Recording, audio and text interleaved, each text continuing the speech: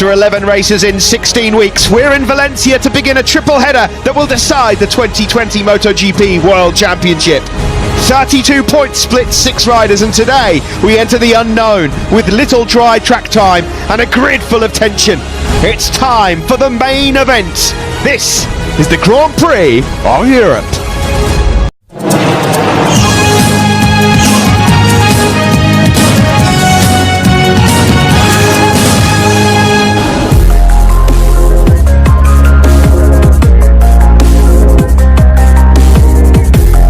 Welcome back to Valencia. It's the Grand Prix of Europe, and now time for the MotoGP race. Build up starting now. Wonderful day here in Valencia, the best we've had since our arrival to the east coast of Spain. MotoGP has been truly remarkable in 2020 so far. The sun shines on us and on this World Championship. 32 points covering 6 riders with 3 races to go. It has been some story in 2020 for so many reasons. It doesn't look like the drama's ended just yet though. Joan Mir comes into this one as the World Championship leader. Here he is now, 14 points clear overall. He'll start from the middle of the second row. A bit of a confidence boost this morning, or maybe more than a confidence boost, as he was quickest in morning warm-up. Steve Day, Matt Birt and Simon Crowfar to talk you through then this one. 2 weeks we've got to decide this World Championship, and not a bad start to the day for the World Championship leader, Matt. Yes, and all the teams and riders, well, they're gambling. They're going into this 27-lap battle with very little dry track knowledge and information in terms of tyre choice, in terms of race setup. Who will prevail here in Valencia? Fabio Quartararo, well, he's just going to be relieved first and foremost that it is going to be what looks like a dry European Grand Prix, because in wet conditions so far this weekend, Fabio Quartararo has been found wanting and wilting. It's been a real struggle. He's got a bit of work to do from the 4th row of the grid today, Fabio Quartararo. He says he can go for it, he can take risk, nothing to lose. Not quite sure I agree with him on that one when he's second in the World Championship. This man certainly hasn't. Pol Espargaro on pole for KTM's 4th only front row start in MotoGP. Yeah, 3 podiums in the last 7 races for Pol Espargaro, but crucially no victory, and that is something that's been plaguing away a bit on him, especially with Miguel Oliveira and Brad Binder having race wins. He wants to bow out of his KTM career with a victory, and he has said that in the next 3 races he will go all out for it. Of course, we are entering the unknown. Tyres will be crucial. You've got to feel like it's already known what front tyre KTM are going to go for, Matt. Yeah, well, it'll be minimum medium, certainly for Pol Espargaro. He just can't use the soft. He said in Aragon 1, race the soft was nowhere. Aragon 2, raced his preferred medium, gives them the braking stability they want. He finished in a great 4th place, so do not be surprised to see Pol Espargaro going medium front. Alex Rins, still a dark horse championship contender.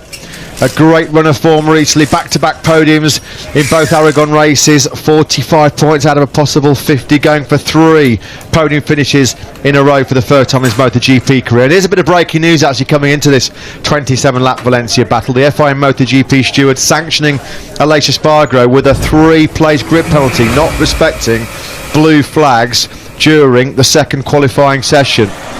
Yeah, this is during Q1, isn't it? Q2, sorry, from yesterday. He puts his arm up to apologise, but it affected Franco Morbidelli. Either way, 3-place grid penalty for Aleix. That's really important for, in particular, Matt, Jack Miller, who's now moved up a row from 7th to 6th. Yeah, and we know how good that Ducati hole shot device is as well, the launch control.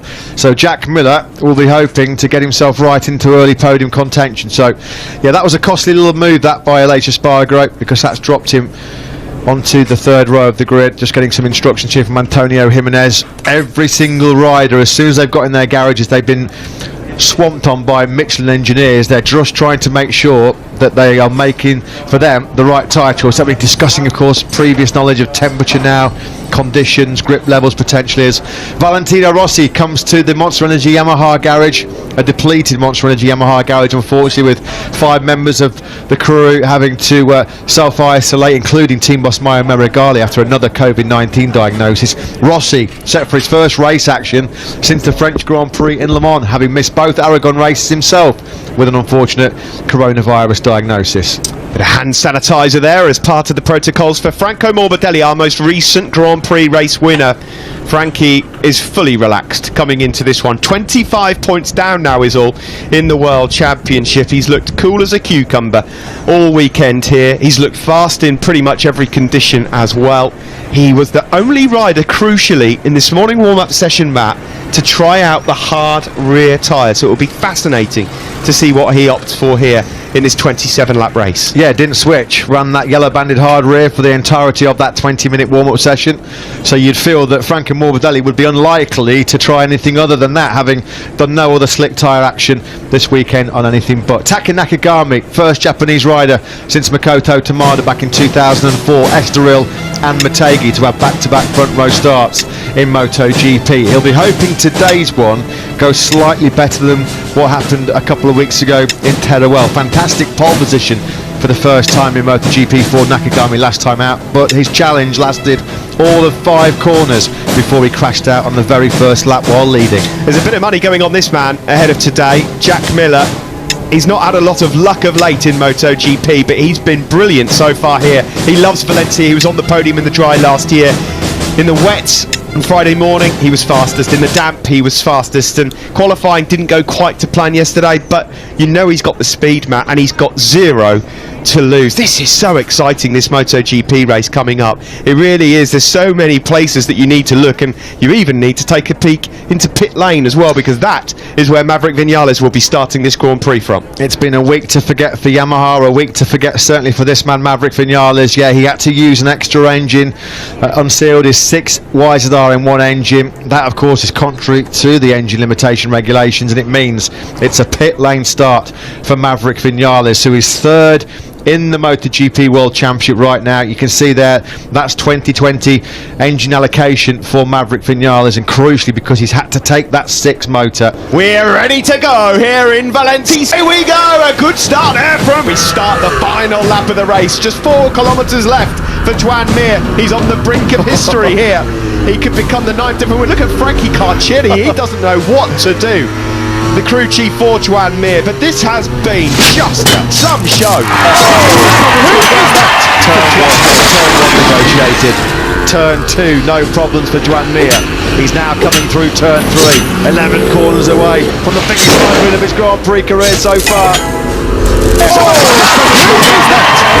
Beautiful looking Suzukis in 2020 are getting what they deserve.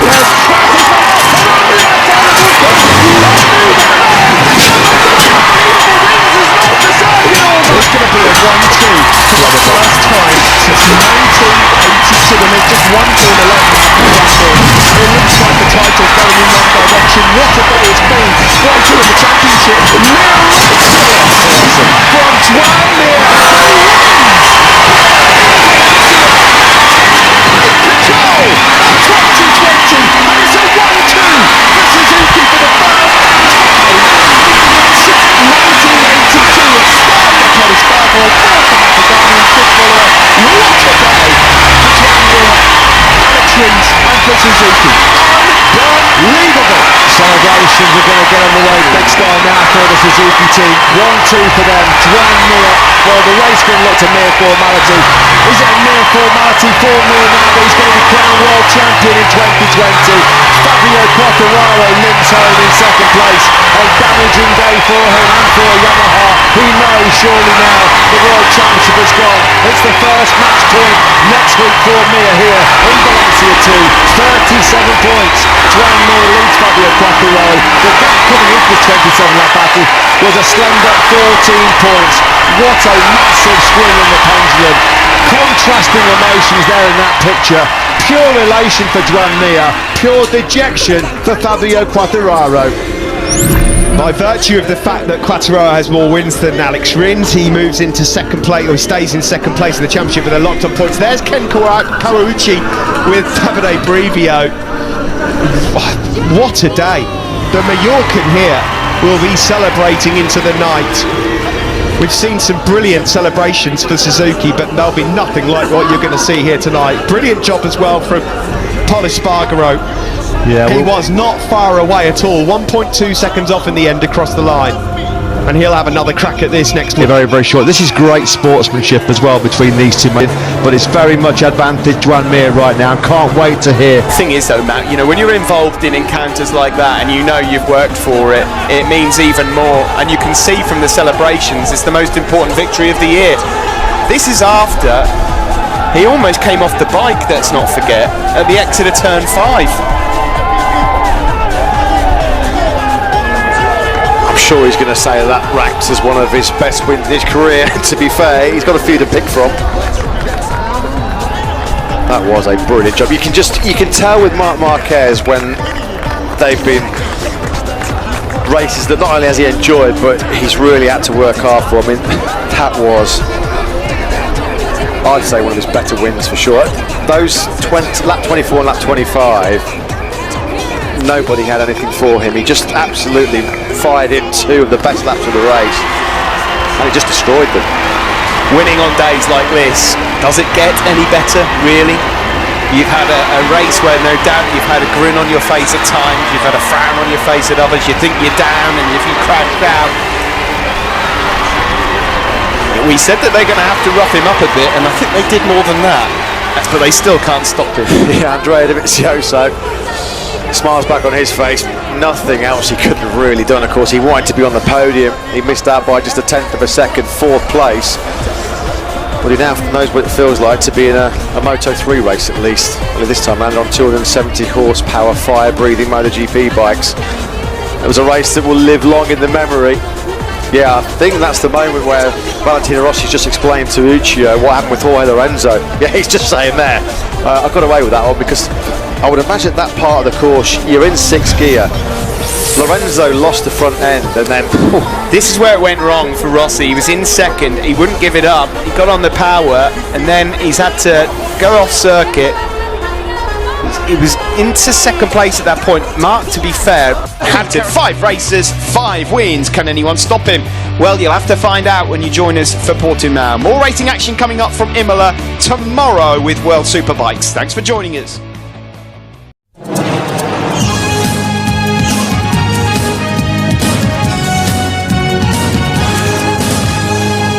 Brought to you by Redwood Cigarettes. A game just isn't a game if you're not drunk and coughing. Are you keeping up with the Commodore? Cause the Commodore is keeping up with you. Are you keeping up? Cause the Commodore is keeping up with you. Are you keeping up? Cause the Commodore is keeping up with you. Last night I think I shit the bed. Got so drunk I gave a dude head. Life is just a merciful blur when you pop a Pisswasser. Pisswasser, don't drink it slow. 3 a.m. buy some low. Sleep in the bathroom on the floor. What really matters anymore? All the crap you do all day, who fucking cares? Anyway, Pisswasser, this is beer. Drive drunk off of beer. Pisswasser, drink all day. It helps your troubles go away. Yeah, yeah. Pisswasser, cheap German lager for export only. Stopping global warming has finally gotten cool. Street style meets environmental concern with this seriously bad, morally good, fully customizable luxury VIP style hybrid sedan, the Karen Dilettante. Expensive, but the Earth is worth it. Low emissions plus hot style equals the ride of the streets for only $39,999. The Karen Dilettante. Bad plus good equals better for everyone. Adrenaline junkie? Isn't it time you tried Ego Chaser and took things to the limit? Enjoy these sexy shots of extreme sports and base jumping. But we mostly sell energy bars to desperate middle-aged men who haven't played sports for years, but are suddenly obsessed with triathlons. Hey, you could be a super athlete, even though you have an office job and a family you ignore. You don't have time for real friends. You're a warrior. It's an energy bar that's all about you. How big is your Ego Chaser? The Life Invader tablet. It's time to dock. The future is now. Life Invader, the social networking site, announces its new tablet. It's not technology. It's your life. Technology. Live it the way you want. With a device that tells you what to do. It's time to dock. The Life Invader tablet. Invasion never felt so good.